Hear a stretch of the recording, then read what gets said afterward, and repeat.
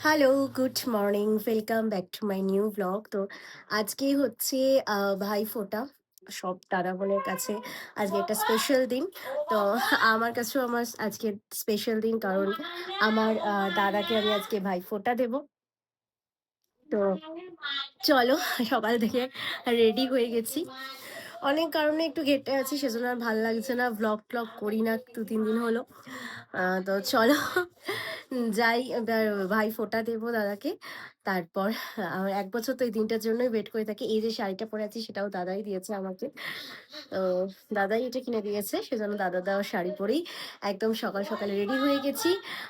সমস্ত ভাই-বোনকে জানাই শুভ ভাতৃদ্বিতীয়ার শুভেচ্ছা। সবার দিন আজকে খুব ভালো কাটুক, মজা করে কাটাও। তো চলো, আমিও একটু মজা করি। আমার দাদা আছে, আমার পাড়ার ২ টো দাদা আছে, তারাও আমার ফ্যামিলি, আমার আত্মীয়ই তারা। তো তাদেরকেও ফোঁটা দেব। তো চলো, দেখতে থাকো। আমার দাদা, পাপু দাদা, সুখেন দাদা। চলো।